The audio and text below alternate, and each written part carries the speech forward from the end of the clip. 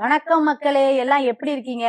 இங்க பாருங்க, ரொம்ப நாளைக்கு அப்புறம் இந்த செல்லக்குட்டிய சந்திச்சிருக்கேன். ஒரு 5 வருஷத்துக்கு முன்னாடி ரொம்ப க்ளோஸ் நாங்க. 5 வருஷம் ஆச்சு பார்த்தேன். நான் இங்க இருக்கையில அந்த மேடம் ஊர்ல இருப்பாங்க. அவங்க ஊர்ல இருக்கையில நான் இங்க இருப்பேன். அப்படி இருந்து இன்னைக்கு தான் வந்து பார்த்துருக்கோம். என்னைய பார்க்க வரவும் பாருங்களேன், எவ்ளோ பூ வாங்கிட்டு வந்திருக்காங்க. இந்த முடிக்கு இவ்வளவு இந்த முடிக்கு Malipu. போட்டா என்ன போடலனா என்னடி? அக்கா உனக்கு மல்லிப்பூ தானே பிடிக்கும் இல்ல, அதனாலதான் உனக்கு நிறைய மல்லிப்பூ. மதுரை மல்லி எவ்வளவு அழகா இருக்கு பாத்தீங்களா? இங்க பாருங்க. நான் கட்டினதையும் பாருங்க.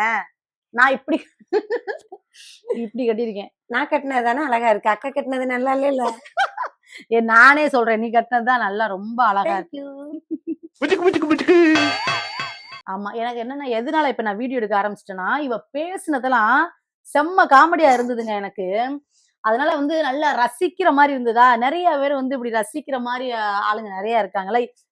என் பேச்ச ஒரு விதமா ரசிச்சாலும் நான் இவ பேச்ச ரசிச்சு ரசிச்சு சிரிச்சு கண்ணம்லாம் வலி ஆயிடுச்சு. அதனாலதான் இப்ப பாருங்களேன் என்ன பேசுவாங்க பாருங்களேன். சரிக்கா, 5 வருஷத்துக்கு முன்னாடி எப்படி இருந்தது தெரியுமா? நல்லா யோசிச்சு பாத்தியா? சிக்கன்னு சிறுத்தை குட்டி மாதிரி இருந்தேன். பிக் பாஸ் போற 5 நிமிஷத்துக்கு முன்னாடி பாப்பா என்னை தனிமைப்படுத்திருக்காங்க பாப்பான்னு வீடியோ கால் பண்ணப்ப நான் உனக்கு என்ன ஆறுதல் சொன்னேன்?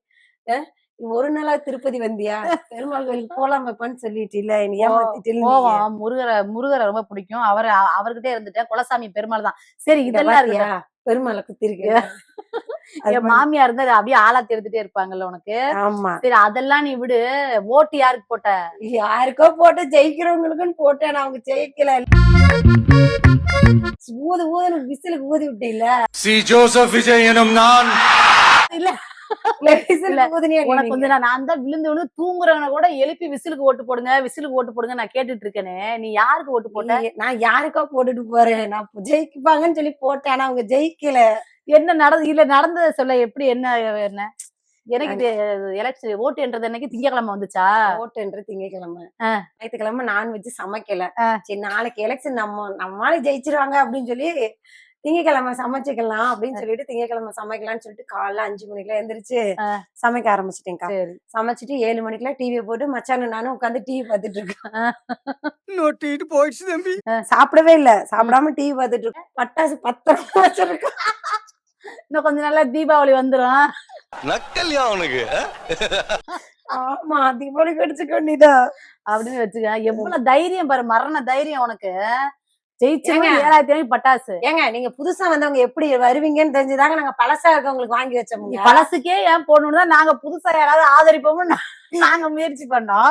ஆனா நீ என்ன பண்ணிருக்க பத்தியா? ஆனா நடக்காத ஒண்ணுக்கு நீ பட்டாசு. நீங்க எப்படிங்க நடக்காது? நீங்க எப்படி நம்ம ஊர்ல இது வரைக்கும் இப்படியெல்லாம் நீங்க ஏமாத்தீங்கன்னு தெரியும். ஏங்க, அரசியல்வாதி ஊழல் பண்ணி பார்த்திருக்கேன். சத்தியமா இந்த விட மக்கள் ஊழல் பண்ணிட்டீங்க. அரசியல்ல இதெல்லாம் சாதாரணமா. உண்மையாலுமே தாமரைக்கா மக்கள் ஊழல் பண்ணிட்டீங்க. இங்கிட்டும் பணம் வாங்கிட்டு அங்கிட்டும் பணம் வாங்கிட்டு பணம் வாங்காத ஒருத்தர் ஓட்டு போட்டீங்க. காசா ஊத்துட்டா கொடுத்தாங்க. எல்லாம் மக்கள் காசு தானே. மக்கள் காசா இருந்தாலும் பத்திரமா ஒரு பேங்க்ல வச்சுட்டு கொடுத்தாங்களா? ஆமா. சரி, எவ்வளவு கஷ்டம். ஒரு நிமிஷம் யோசிச்சு பாக்குறீங்களா நீங்க? எவ்வளவு வாடிதான் மக்கள் ஏமாந்துட்டே இருப்பாங்க. அதனால முழிச்சிட்டீங்களாக்கா? வேகமா முழிச்சிட்டீங்களாக்கா? நீ முழிச்சா பாத்துக்க, கறி குழம்பு பட்டாசு. இப்படி தாண்டா அசிங்கப்படுறதுனா வாழ்க்கையில. அதவே நினைக்க விடாதீங்கக்கா. யார்ட்டையும் கேட்டியா? எங்க காசை வாங்கிட்டு இப்படி பண்ணிட்டீங்கன்னு கேட்டியா? கேட்டேன். நான் கேட்காம விடுவேன். என்னன்னு கேட்டேன். அதுக்கு என்ன சொன்னாங்க தெரியுமா? 2-3 பொம்பளைங்க நான் கேட்டேன். ஏன் அவங்களுக்கே தான் ஓட்டு போடணுமா? இவருக்கு ஓட்டு போடணுமா? சட்டம் போட்டீங்களா நீங்க? உங்ககிட்ட விட்டா இன்னும் கொஞ்ச நாள் சட்டம் அப்படித்தான் போடுவீங்க. இப்ப வந்து எங்க ஆளு முதல்வர் ஆயிட்டாரு. கண்டிப்பா வந்து இப்ப நானுமே நீ போட்ட மாதிரி நானும் ஓட்டெல்லாம் அப்படி போட்டிருக்கேன். அம்மா இருக்கையில அம்மாவுக்கு போட்டிருக்கேன், சீமானன் போட்டிருக்கேன். இந்த மாதிரி நிறைய நான் ஓட்டு போட்டிருக்கேன். சரிங்க, நீங்க மாற்றத்தை எதிர்பார்க்க எல்லாரும் போட்டீங்கல்ல. 15 வருஷமா நாயா ஒரு மனுஷன் கத்திட்டு சீமான் கத்திட்டு இருக்காருல்ல, அந்த ஆளுக்கு போட்டுருக்கலாம்ல? வாய்ப்பு இல்ல ராஜா.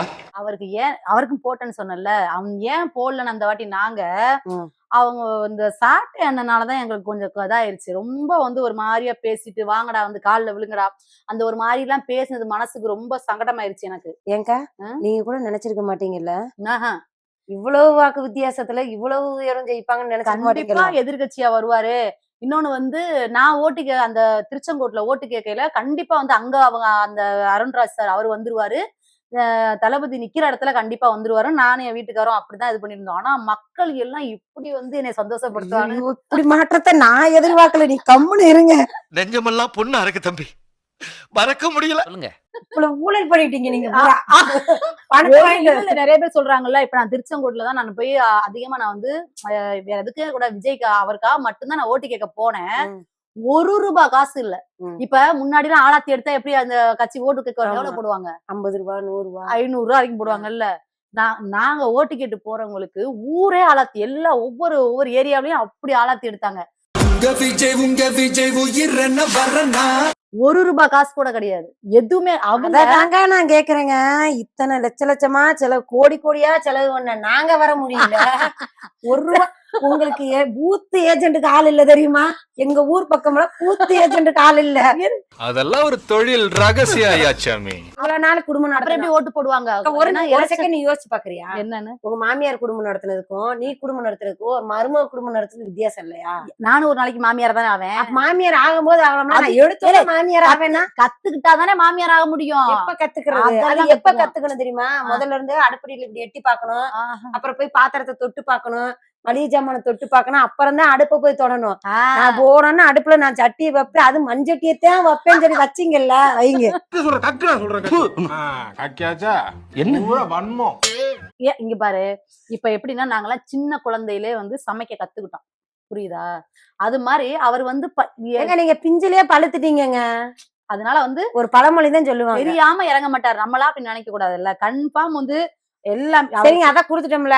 5 வருஷம் நீங்க நீங்க ஆட்சி அமைங்க. பணமெல்லாம் சொல்லாதீங்க. குடிக்கிட்டீங்க. அப்படி சொல்லுங்க. எங்க கிட்ட பணத்தை வாங்கிட்டு அங்க ஓட்டு போட்டீங்கன்னு சொல்லுங்க. அதனால புடுங்கிட்டீங்க. பணம் எங்களுக்கு அது வேண்டாம். பணத்தை விட வந்து எங்களுக்கு வந்து நல்ல ஆட்சி வேணும் அப்படின்ட்டு மக்கள் எல்லாம் தேர்ந்தெடுத்து பண்ணிட்டோம். சரி, அதெல்லாம் போயிட்டு போகுது அக்கா. 5 வருஷத்துக்கு முன்னாடி எப்படி இருந்த தாமரை இப்ப இப்படி ஆயிட்டு. நான் அப்படியே தானே இருக்கேன். கொஞ்சம் குண்டாயிட்டல. கொஞ்சம் குண்டாயிட்டீங்க, ரொம்ப கலர் ஆயிட்டீங்க. லைட்டா பொறாம நல்லா க்ளோஸ் பண்ணிட்டா சார். டக்குன்னு கொஞ்சம் பொறாமைய வெண்மத்தை கக்கிட்டு போறான். அப்படியே தான் இருக்கேன். மாமா நான் கலராவா இருக்கேன்? இல்ல இல்லையா அண்ணே, தாமரை அக்கா பழைய போட்டோ இருந்தா எடுங்கண்ணே. வேணாம். உன் மனசாட்சி தொட்டு சொல்லு தாமரை அக்கா. நம்ம ஃபர்ஸ்ட் மீட்டிங் பஸ்ல எப்படி பார்த்தோம்னு சொல்லுக்கா. எப்படின்னா பாப்பாவுக்கு எப்படி நாங்க க்ளோஸ் ஆனோம்ட்டா, நான் நாடகம் நடிச்சிட்டு இருக்கையில நான் பஸ்ல போயிட்டு இருந்தேன். என்னோட பேக் வந்து பிஞ்சு போச்சு. இறங்கணும், பேக்கை தூக்கிட்டு போக என்னால முடியாது. அப்போதைக்குதான் பாப்பாவும் அவங்க பையனும் சென்னைக்கு போறதுக்காக பஸ்ல வந்துட்டு இருந்தாங்க. எனக்கு அன்னைக்கு வந்து அவங்க கொண்டு போன பேக்கை வந்து என்கிட்ட கொடுத்துட்டு நீங்க போங்கக்கா அப்படின்னு சொல்லி இந்த செல்லக்குட்டி போச்சு. அந்த மனசு இருக்க, அதான் கடவுள். அதனாலதான் எனக்கு அதை மறக்கவே முடியல. அப்புறம் திரும்ப போன் நம்பர் வாங்கி வச்சுட்டு போன் பேசிட்டு அப்புறம் ஊருக்கு அவங்க சென்னையில இருந்தாங்க. அப்போதைக்கு நாங்க நாடக ட்ரெஸ் எடுக்க சென்னைக்கு போவோம். வருஷத்துல ஒரு நாள் போவோம். அப்படி குரூப்பா போயிட்டு பாப்பா பார்த்துட்டு அங்க இருந்து சூப்பரா சமைச்சு சாப்பிட்டுட்டு ட்ரெஸ் எடுத்துட்டு எங்க கூடவே சேர்ந்து அன்னைக்கு ஃபுல்லா ட்ரெஸ் எல்லாம் வாங்கி கொடுத்தா. வாங்கிட்டு அப்படி வந்ததுலதான் நாங்க க்ளோஸ் ஆனோம். அப்புறம் பாப்பா அவங்க வீட்டுக்கார எல்லாம் வீட்டுக்கு வந்தாங்க. அப்படியே ஃபேனு. ஆமா, அது எல்லாத்தையும் விட மக்களே, எங்க வீட்டுக்கார் வந்து தாமரை அக்கா ஃபேனு.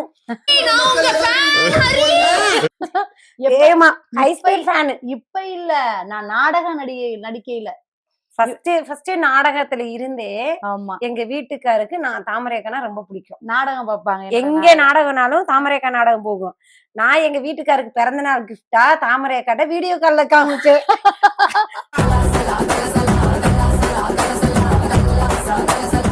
அதனால ரொம்ப பாசமா இப்படி ஒரு இது மாதிரி நிறைய உறவுகள் எனக்கு கிடைச்சிருக்கு. அதுல ரொம்ப சந்தோஷப்படுவேன். அதுல வந்து பெஸ்ட் வந்து இந்த செல்லக்குட்டி எனக்கு வந்து என்ன தேவைனாலும் உடனே வந்து நிக்கும். இப்ப என்ன வேலை பாக்குற பாப்பா நீ?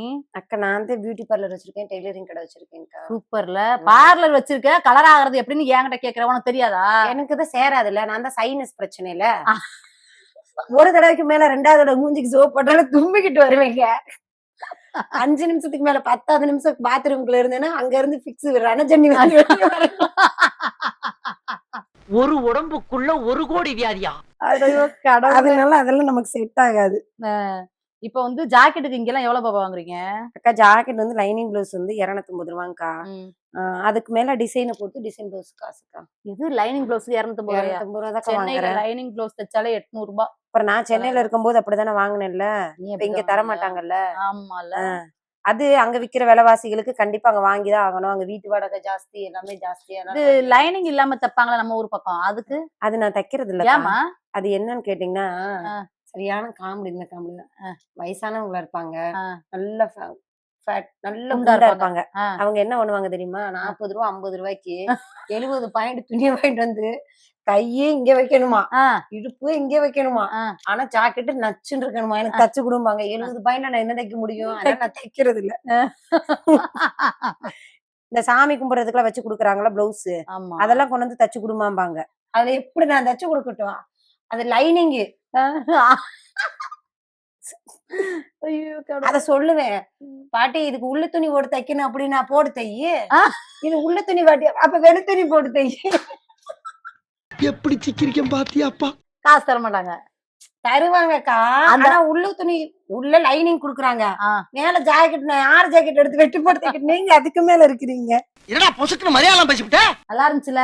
இப்படி நாங்க அதாவது ரொம்ப சந்தோஷமா இருந்துச்சு. இன்னைக்கு நான் ரொம்ப ரொம்ப சந்தோஷமா இருந்தேன். அப்படியே சிரிச்சுட்டு. ஆமா, உண்மையிலுமே அக்கா. எங்க பெரியப்பா புள்ள சித்ராக்கா இருக்கா, அவ வந்திருந்தான்னு வச்சுக்கவேன், இந்நேரம் வீடே சிரின்னு சிரிச்சிருக்கும். வீடு சிரிக்கும். அவ்வளவு நானும் சேர்ந்தோம்னா டெய்லி என்னடா பேச்சுன்னா எதுவுமே இருக்காது. ரோட்ல அவங்க பேசாம போயிட்டு போகல. எதுக்கு அக்கா சொல்றது 2 பேரும் பைக்ல போவோம். அக்கா உட்காந்து வருவாள, நான் ஓட்டிட்டு வருவேன்னா என்ன தெரியுமா சொல்லுவேன் நானு, அக்கா கை வலி. அவளதான் கேப்பா, கவி கை வலிக்குதாடி அப்படின்னு. வலிக்குது மாத்தி ஓட்டுன்னு சொல்லுவா. சரின்னு ஓட்டுன்னு வச்சுக்க, ஸ்பீடு பிரேக்கர் வந்துச்சுன்னு வச்சுக்க, கவி ஒரு நிமிஷம் கீழே இறங்கிடும்பா. ஸ்பீடு பிரேக்கர் தாண்டி கவி வந்து உட்காரும்பா. ஏன் ஸ்பீடு பிரேக்ல வண்டி ஓட்ட மாட்டோம்ல, ஆள் வச்சு. எஸ்ஐ சார், ஐயோ இங்க பாருங்க சார், ஒரே பைத்தியங்களா இருக்கு சார். லாரி அங்க வரும், இங்க அவளை வண்டி ஓட்ட விட்டோம்னா லாரி அங்க வரும், இங்கேயே ஸ்லோ பண்ணிடுவோம். ஏன் அப்படின்னு இருடி லாரி போட்டு, லாரி போகுது, இருடி லாரி போட்டு. லாரி போனதுக்கு பிள்ளைங்கள நிறைய பேர் வண்டி ஓட்டுனா திட்டுறாங்க. எதுக்குன்னே தெரியல. எதுக்கு திட்டுறாங்களா தெரியல. பொம்பளை பிள்ளைய காலை பப்பரப்பேன்னு விரிச்சுக்கிட்டு போனோம். நீங்களும் அப்படி நினைச்சீங்க இல்லையா? ஆமா சார். அப்ப நானும் அந்த மாதிரி நினைச்சதுல தப்பு இல்லையே. அக்கா, பொம்பளைங்க வண்டி ஓட்டும் போது பாத்திருக்கேன், நல்லா புதுசா வண்டி ஓட்டுறவங்க பாத்திருக்கேன். எப்படி தெரியுமா? இங்க வாரு, கால் 2 கீழே வச்சு ஏதோ பாகிஸ்தான் போருக்கு போற மாதிரி இங்க இருந்து இப்படி வச்சு. வாழ்த்துக்கள் பாண்டியம்மா சிஸ்டர், ரொம்ப அழகா ஓட்டுறாங்க. பிரேக் பிடிக்கிறாங்களாமா. எங்க அக்கா அப்படிதான் ஓட்டுவாங்க. அவளை பார்த்து தெளிவா கண்டுபிடிச்சு, இது எதுக்கா ஏதாவது ஒண்ணு அப்படி என்ன பண்றாங்க. ஆனா இவ்வளவு பயத்துலயும் வந்து பொம்பளை பிள்ளைங்க நிறைய சாதிக்கிறாங்கய்யா. நானும் சூப்பரா கார் ஓட்டி பழகிட்டேன். முதல்ல ஓட்டுனேன்ல, அப்புறம் கேப் விட்டுட்டு, அப்புறம் இப்ப கொரோனாக்கு அப்புறம் மச்சான் நல்லாவே ஓட்டி பழக்கி விட்டுட்டாரு. சூப்பர் தாங்க, அது நல்லது. எல்லாமே கத்துக்கணும். எனக்கு தான் பயம் தெரியவே மாட்டேங்குது. ஏங்க பயப்படுற? ஓட்ட மாட்டேன், கார் ஓட்ட. ஏங்க பிரேக் நம்ம கையில இருக்குங்க, அடுத்தவங்க கையில இல்லங்க, நம்ம கையில இருக்கு. பழகிக்கிறேன், நானும் பழகிக்கிறேன். கண்டிப்பா பழகுறக்கா. பழகி அடுத்த டைம் வரும்போது நல்லா ஜாலியா பேசிட்டு இருக்கோம். உண்மையிலே கண்டிப்பா வந்து உங்களுக்கு இந்த வீடியோ பிடிச்சிருக்கும் அப்படின்னு நினைக்கிறேன். நீங்க வந்து அடிக்கடி வீடியோ பார்க்கணும். நம்ம லோட்டஸ் ஃபேமிலிக்கு வந்து சப்போர்ட் பண்ணுங்க, சப்ஸ்கிரைப் பண்ணுங்க, கமெண்ட் பண்ணுங்க, லைக் பண்ணுங்க, மறந்துடாம பெல் பட்டனை அமுத்திடுங்க. பாய் சொல்லுவோமா? பாய்.